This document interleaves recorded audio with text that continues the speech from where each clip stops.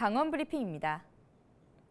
강원도 철원군의 한 한우 농가에서 럼피스킨병이 발견되는 등 도 전역으로 감염병이 확산되면서 축산 농가에 비상이 걸렸습니다.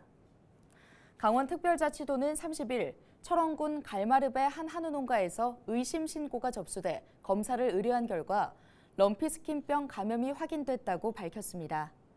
강원도 내에서는 지난 23일 양구에서 첫 발생이 확인된 이후 5번째입니다. 방역당국은 해당 농장에서 사육 중인 한우 13마리를 긴급 살처분하고 역학조사를 진행하고 있습니다. 또 반경 10km 내 농가 180여 곳을 대상으로 긴급 백신을 접종할 계획입니다.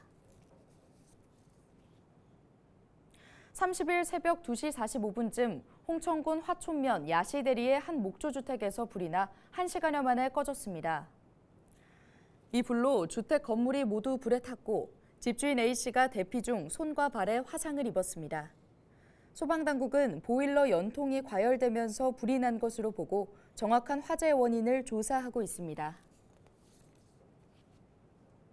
강릉 옥계항에서 러시아를 잇는 컨테이너 전기 항로 개설이 추진됩니다. 강릉시는 지난 28일 러시아 나호트강을 출항한 컨테이너 화물선이 옥계항에 첫 입항했다고 밝혔습니다.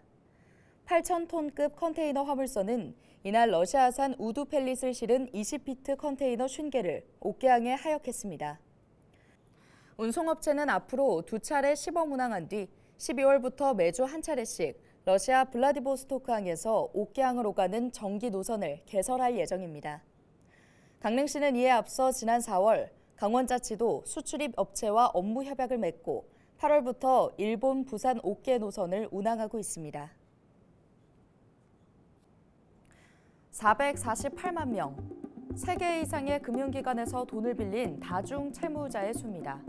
지난 16일 한국은행이 제출한 가계대출 현황 자료에 따른 수치인데요.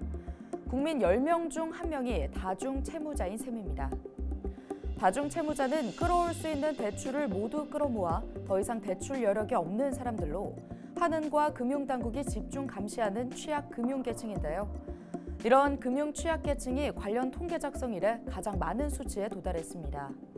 다중채무자의 상환 능력은 어떨까요?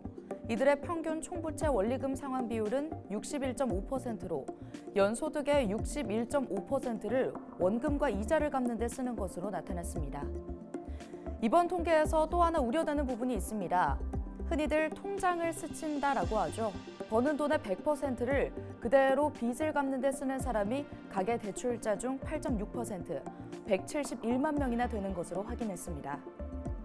고물가, 고금리가 지속되면서 금융 취약계층은 점점 더 늘어나고 있고 연체율 역시 증가하고 있습니다. 영혼까지 끌어모았던 가계대출 폭탄이 터지지 않을까 긴장감이 고조되는 지금 금감원은 선제적인 대응과 감시에 집중하고 있습니다.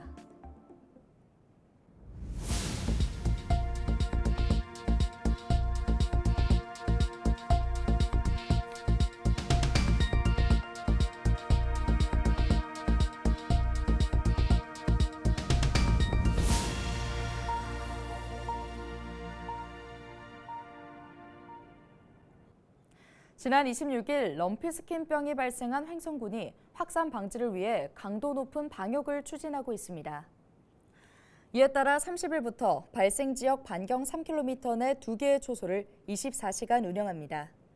또 횡성축협은 공동방재단을 가동해 소독 차량을 활용한 방역을 진행하고 있으며 횡성군 자율방재단 100여 명을 투입해 축사 주변 도로와 해충 방역 연무 소독도 진행합니다. 횡성군이 운수업체 등과 협약을 맺고 오는 12월부터 관내 초중고 학생과 65세 이상 어르신의 버스 요금 무료화 사업을 추진합니다. 이번 협약으로 만 65세 이상 어르신과 만 18세 이하 아동 청소년은 주소지 읍면사무소에, 초중고 학생들은 다니고 있는 학교에 신청하면 됩니다. 횡성군은 이번 협약을 통해 대중교통 이용 증가와 고령자 운전면허 자진 반납을 촉진할 수 있을 것으로 기대하고 있습니다. 지금까지 강원 브리핑이었습니다.